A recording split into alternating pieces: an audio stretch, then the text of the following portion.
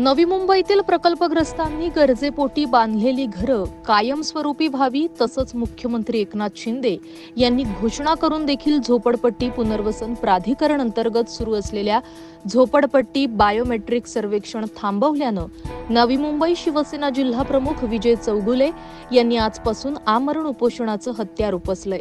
माझं उपोषण हे सरकारच्या विरोधात नसून ते आमदाराच्या विरोधात आहे। तसंच आमदारांनी नवी मुंबईची धारावी केल्याचे देखील यावेळी विजय चौगुले यांनी सांगितलं। आमची मागणी होती, माननीय आताचे मुख्यमंत्री एकनाथ शिंदे साहेब त्यावेळचे नगरविकास मंत्री त्यांनी स्वतः पुढाकार घेऊन या नव्या मुंबईतल्या लोकांना कुठल्याही परिस्थितीमध्ये एसआरए भेटला पाहिजे आणि याचा फायदा नव्या मुंबईच्या नागरिकांना व्हायला पाहिजे म्हणून या ठिकाणी उद्योग मंत्री उदय सामंत यांना निर्देश केले आणि आपल्या इथं बायोमेट्रिक सर्वे चालू झाला। पण हा आमदार गणेश नाईक याच्या पोटात दुखायला लागलं।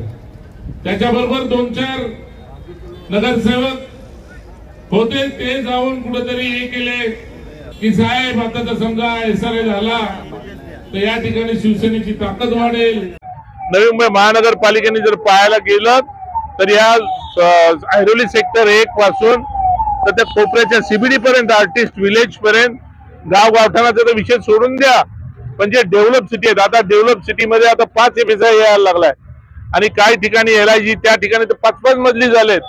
आता आम्हाला त्या सर्वांना न्याय द्यायला लागणार आहे। हे कोणामुळे झाला? सत्ता कोणाची होती? मग त्यावेळेस समजलं नाही।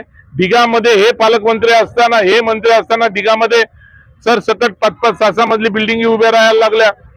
त्या ठिकाणी कोण होतं? त्या ठिकाणी यांनी का नाही ऑब्जेक्शन घेतलं?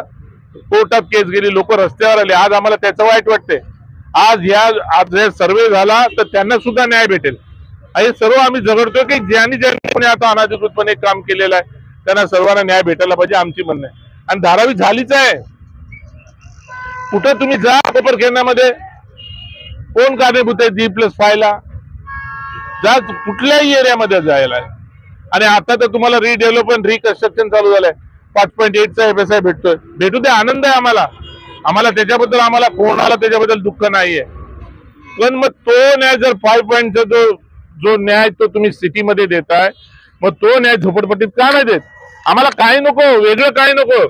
समप्रमाणामध्ये तुम्हाला जर जात पात धर्म न बघता जर तुम्ही जर काम करत असाल, मोठे मोठे वल्गना करत असाल तर हे चुकीचं आहे। बाबासाहेबांच्या संविधानाने कुठे सांगितलेलं नाही एकाला एक न्याय द्या, दुसऱ्याला दुसरा न्याय द्या। आज झोपडपट्टीला वेगळा न्याय मिळतोय, त्यांना वेगळा न्याय मिळतोय। मोरबे म्हणून तोंडाने बोलतात आम्ही मोरबेचा डॅम घेतला म्हणून पाणी आहे। ते कसं घेतलं आणि काय घेतलंय मला सांगायची गरज नाही। सेनेचा विजय चौगुले साहेबांच्या आमरण उपोषणाला 100% पाठिंबा आहे। चौगुले साहेब हे स्वतःसाठी काही मागण्यासाठी आमरण उपोषणाला बसलेले नाहीत। या भागातले साधारण 80-90 हजार झोपडपट्ट्यामध्ये 3.5-4 लाख लोक राहतात। त्यांना अमानवी परिस्थिती त्यांची निर्माण झालेली आहे। त्यांना इतर लोकांना ज्या सुविधा आहेत तशाच प्रकारची घरं एसआरए स्कीम मध्ये मिळावीत हा त्यांचा उद्देश आहे। आणि प्रकल्पग्रस्तांना न्याय मिळून आहे तिथं प्रकल्पग्रस्तांची घरं रेग्युलराइज करावी अशा 2 मागण्यासाठी चौगुले साहेब उपोषणाला बसलेले आहेत।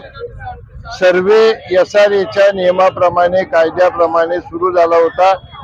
माननीय मुख्यमंत्री महोदयांनी ज्याप्रमाणे फक्त मुंबईला एसआरए लागू होती, या ठाणे जिल्ह्यामध्ये MMR रिजन मध्ये एसआरए लागू व्हावी म्हणून ठाण्याला ऑफिस सुरू केलेलं आहे। त्यांनी सर्वे सुरू केला होता। काही राजकीय स्वार्थापोटी तो सर्वे बंद करण्यात आला। त्याच्या बाबतीमध्ये सनदशीर मार्गाने चौगुले साहेब आणि आम्ही सातत्याने प्रयत्न करत होतो, मात्र पाणी इथपर्यंत आलं, आमच्या झोपडपट्टीवासियांना न्याय मिळत नाही म्हणून उपोषणाचा मार्ग चौगुले साहेबांनी हाताळला आहे। त्याला आमचा 100% पाठिंबा आहे। या झोपडपट्टीवासियांना या प्रकल्पग्रस्तांना न्याय देणं ही आमची भूमिका आहे। महाराष्ट्र न्यूज 24 साठी अनिश बाबर, नवी मुंबई।